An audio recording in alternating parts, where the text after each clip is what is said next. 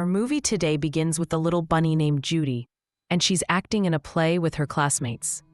Her parents are watching her, and after the play ends, they try to convince her that it's hard to become a police officer like she dreams, and that her dream isn't easy because there's never been a rabbit police officer in the city. But Judy tells them it's okay. She can be the first police rabbit, and she can make the world a better place. They tell her she should work in farming and selling carrots like them, but Judy doesn't pay attention to what they're saying. She hears a mean fox arguing with some little animals and taking their tickets. So Judy steps in to help them. The fox mocks her and tells her she actually believed what she's wearing and doesn't realize there are no rabbit cops and that he's a predator who could hurt her. Judy says she's not afraid of him, so the fox scratches her face and knocks her to the ground, telling her to remember that next time she tries to get in his way. The little sheep run to her and check if she's okay, and Judy says she's fine and gives them back their tickets. The sheep are happy and thank her, and Judy keeps chasing her dream. She joins the police academy like she always wanted, graduates with excellence, and feels proud of her achievement. But her parents worry about her because she's going to serve in a big, faraway city called Zootopia. Her father tells her that city is full of foxes, bears, and dangerous predators, and they remind her of the fox that used to bully and scratch her when she was little. Judy says that his bad behavior isn't because he's a fox. There are bad rabbits too. The issue is about personality, not species. She tries to reassure them that she can handle life in the city. Then her dad pulls out all sorts of self-defense tools to give her, but Judy tells him she doesn't need all that. She goes to the train that's heading to the city, runs to say goodbye to her parents, hugs them, and quickly gets on the train. When Judy arrives in the city, her landlady welcomes her and shows her the place. She meets her neighbors and greets them kindly, but they respond coldly. Still, Judy stays optimistic and excited about the experience. She gets dressed and heads to her new job. When she enters the police building, she meets the receptionist who's happy and amazed to see the first rabbit ever hired there. Judy asks him where her desk is, and he shows her before continuing to eat his favorite donuts. Then Judy goes to the room where the officers receive their missions. The chief walks in and starts assigning cases, but he refuses to give Judy one of the missing animal cases and instead gives all the serious cases to her colleagues, assigning her to parking duty. After everyone leaves, Judy introduces herself to the chief and tells him she was top of her class and wants a real case. He tells her that parking duty is also an important job and she has to prove herself first. So Judy goes out determined to prove herself, writing parking tickets for every car that breaks the law. While doing her job enthusiastically, she suddenly spots a fox walking slowly into an ice cream shop. Judy becomes suspicious and follows him. Inside, she sees an elephant seller refusing to sell ice cream to the fox, so Judy intervenes and threatens to fine him. The elephant reluctantly gives in, but the fox doesn't find money in his pocket, so Judy pays for the ice cream and gives it to the fox's little son, who's dressed up like an elephant. The fox thanks her for making his son happy and says it's the first time someone in the city treated him kindly. Judy says she hates the cruel way animals treat each other. But later, she discovers that the fox tricked her. He melted the ice cream, made popsicles out of it, sold them, then sold the sticks again to others, making money from the scam. Judy confronts him, and he mocks her, saying that's just how the city works, and she's naive, coming from a small village with childish dreams. Judy gets upset and goes home sad after her first workday. She calls her parents to reassure them, but doesn't tell them the truth, pretending she's happy. The next morning, she goes back to work, but all the animals are annoyed at her for giving out tickets. Suddenly, someone runs up to her, saying he's been robbed. Judy chases the thief and calls her colleague to send backup. She successfully catches the thief, but instead of praising her, the chief yells at her for leaving her post and chasing someone without permission. Judy defends herself, saying she caught a strong criminal no one else could catch before. Then someone enters the office, apologizing and saying there's a lady insisting to see the police chief. The lady walks in, begging him to find her missing husband. The chief says everyone is busy, but Judy volunteers to take the case. The lady shows her a photo of her husband, sadly asking Judy to bring him home to their kids. She explains that he was just a flower seller and must have been kidnapped. The chief gets angry at Judy for interfering, but she convinces him to let her try. He gives her 48 hours to solve the case, otherwise she must resign. Judy accepts the challenge and takes the file, but finds no clues or witnesses, except for a photo showing the missing animal holding a popsicle, the same kind the fox was selling. So Judy goes to question the fox. He refuses to help at first, but she threatens to arrest him for tax evasion since he makes money without paying taxes. She secretly records his confession, and he's forced to help her to avoid prison. He takes her to the last place he saw the missing otter. They meet a receptionist, who takes them to a yoga instructor elephant named Nancy, who says the otter took a car. Judy writes down the license plate number and asks the fox to help her track the car. They go to the traffic department and meet a sloth named Flash, who looks up the plate slowly.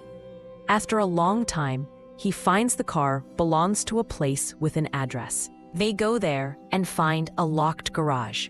The fox says their mission is over because they have no warrant to enter, but Judy convinces him to jump over the fence. Inside, they find the car and search it, finding polar bear fur, an expensive juice cup, some CDs, and scratch marks everywhere. The fox gets scared, saying this must belong to the famous mob boss, Mr. Big, who's dangerous and hates him, and insists they leave before it's too late.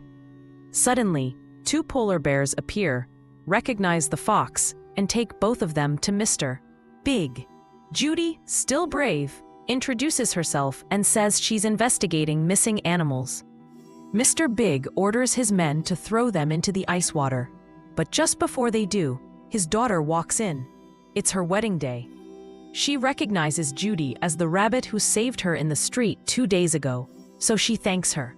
Mr. Big decides to help Judy as gratitude for saving his daughter's life.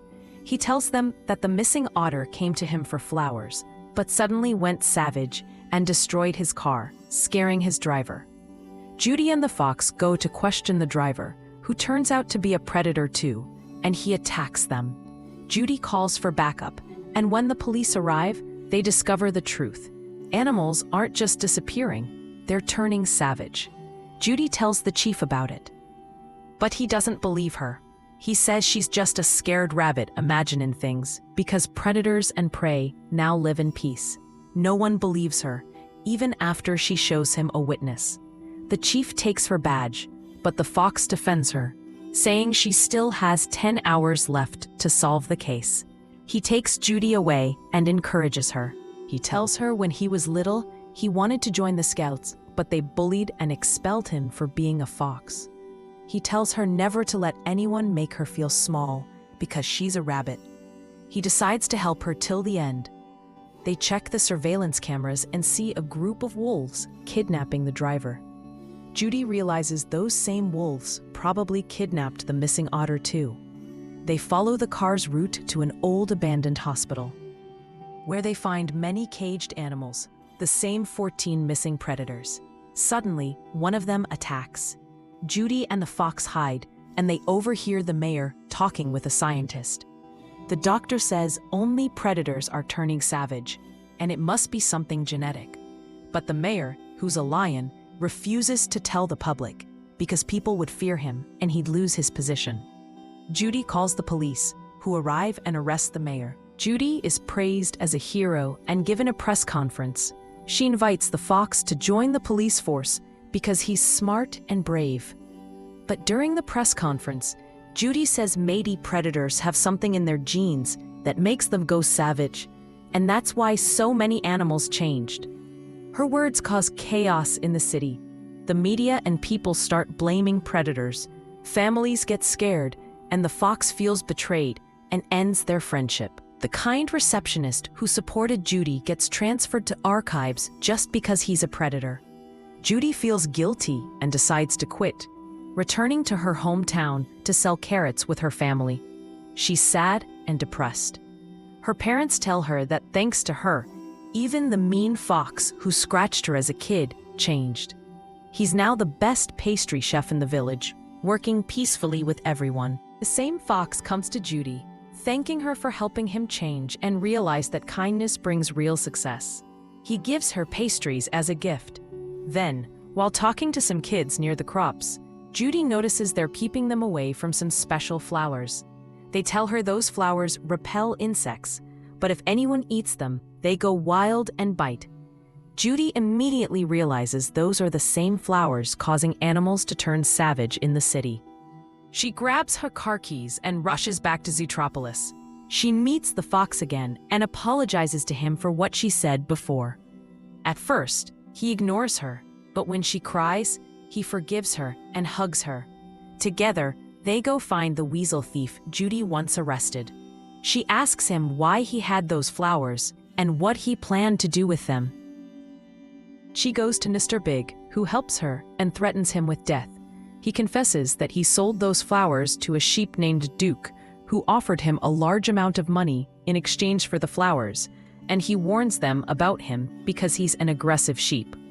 Judy and the fox go to the place where Duke lives, who turns out to be an old ram. They find him working in a lab, making injections from the poisonous flowers and using them to inject animals. They take some evidence for conviction and head to the police after being chased and trapped on the old train. But Judy is surprised to find the mayor there. She asks how she knew they were there, and the sheep mayor asks her to hand over the evidence bag. But Judy refuses and says she'll take it herself. She runs away, and the mayor orders her men to chase Judy and the fox. Judy asks the fox to take the evidence bag and run to the station quickly. While she will face the mayor tells her to rethink, saying that predators have been deprived of their rights for years, and now it's their time to take revenge. Judy and the fox fall into a pit, and the mayor throws the poisonous substance on the fox to make him turn savage and eat Judy. The mayor takes the evidence bag to escape, and she confesses that she did all this for her own interest, and that she was behind everything that happened. But the fox records the mayor's confession and tells her that the serum with him isn't real. It's just berries from his family's farm, and that he tricked her to make her admit the truth.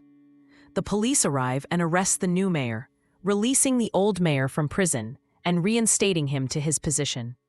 The fox joins the police with Judy, who gets promoted, and the city becomes beautiful again after Judy succeeded in changing it for the better.